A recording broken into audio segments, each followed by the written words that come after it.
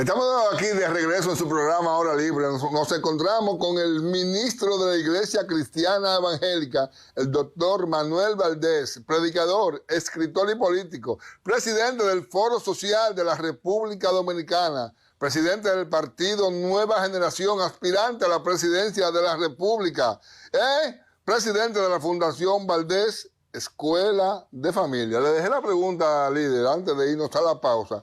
¿Cómo un ministro de la Iglesia Cristiana puede dar el salto y aspirar a la presidencia de la República a través de un partido político? Mire, para comenzar, ¿qué es la política? Sí. La política es el arte de gobernar los pueblos, es la ciencia de la administración pública, es la ciencia que permite al ser humano ejercer una gestión colectiva de los bienes también colectivos. Eso es la política, cuyo fundamento es servir. ¿Qué es un partido político? Sí. Un partido político es un instrumento de la democracia, es un instrumento de expresión porque permite expresar las ideas de un colectivo, un conglomerado de personas que se articulan para generar una posición sobre tales o cuales situaciones. Un partido político es un instrumento de presión social porque puede fijar posición sobre un tema con el que esté de acuerdo o no su militancia. Pero un partido político es un instrumento de participación social porque permite que las expresiones de esos liderazgos se puedan conjugar y ofrecérsele al elector la oportunidad de elegir ese hombre o esa mujer, sí, ese capital humano para que preste una función de representación popular. En el segmento anterior estábamos explicando lo que es el concepto del partido como instrumento de la democracia, sí, y hablando de la responsabilidad social que tiene un creyente. O sea, ser creyente no exime a la persona de una responsabilidad con la sociedad. O sea, el creyente no está distante de la realidad o no debería estar distante de la realidad del mundo que le rodea. Sí. Vivimos el entorno.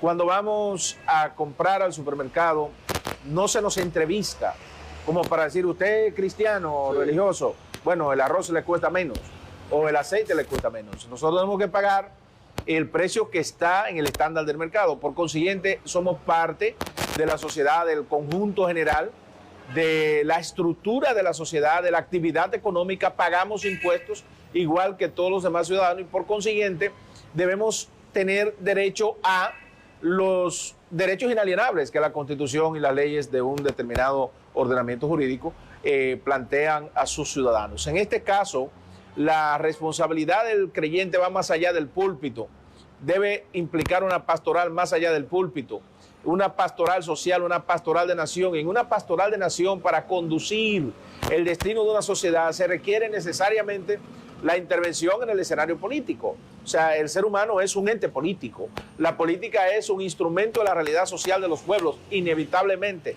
O sea, y la democracia como tal, que es un sistema imperfecto, pero es lo más parecido al equilibrio social que pueden tener los pueblos. Entonces, el creyente debe propugnar porque el sistema democrático se fortalezca, porque la institucionalidad se fortalezca, pero sobre todo y ante todo, porque los ciudadanos de una determinada demarcación social o territorial tengan acceso al bienestar, tengan participación en la distribución de las riquezas, tengan oportunidades de trabajo, tengan una vivienda digna, acceso a la salud, acceso a una educación de calidad, de contenido y que sea focal, o sea, una educación que genere oportunidades de crecimiento humano, de crecimiento económico y de desarrollo humano y social. Entonces, el creyente en Jesucristo, en la fe cristiana, no puede vivir al margen de esa realidad. Sí. Decía Charles de Gaulle que la política es algo tan serio que no se la deberíamos dejar solamente a los políticos.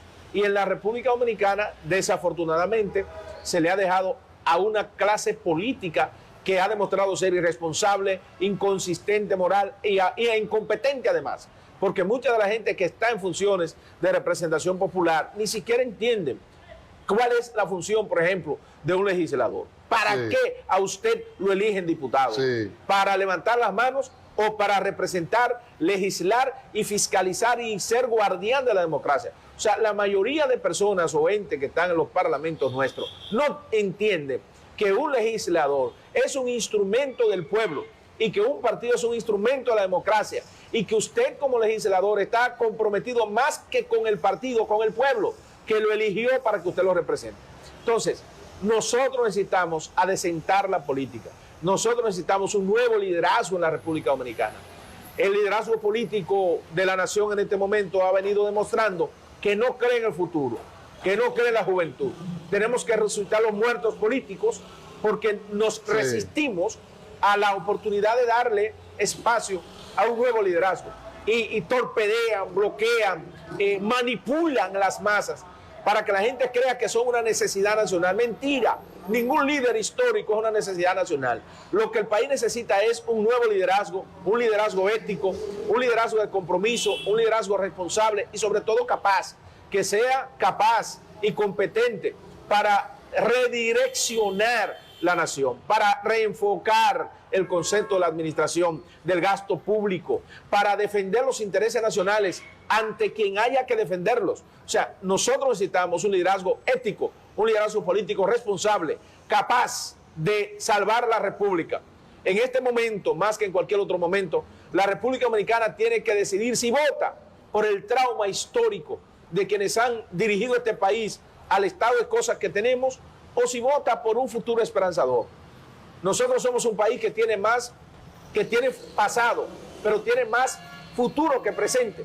Pero ese futuro tenemos que crearlo, tenemos que articularlo, tenemos que repensarnos como sociedad. Entonces, de ese trabajo, los creyentes no nos podemos retrotraer. Por eso estamos en política.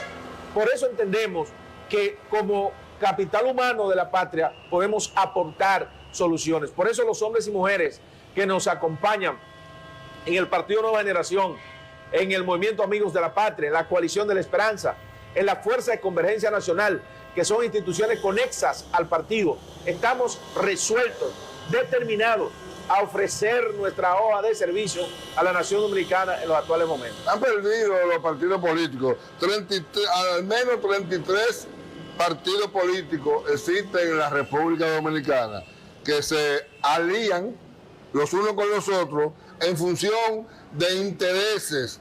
Los partidos ya no tienen ideología política.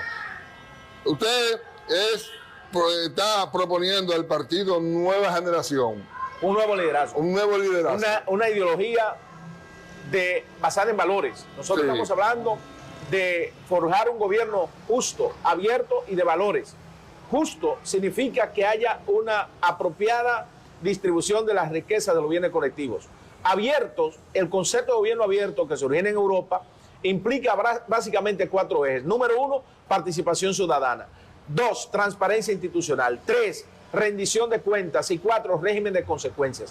Hasta que nosotros no tengamos régimen de consecuencias, los políticos se van a seguir burlando de este país. Los políticos van a seguir ofendiendo la inteligencia social de nuestro pueblo y creyendo que el pueblo dominicano hipotecó su cerebro. Óigame, aquí hay 33 partidos y los que faltan. Y no hay un pensamiento político. Sí. No hay una doctrina social de gobierno.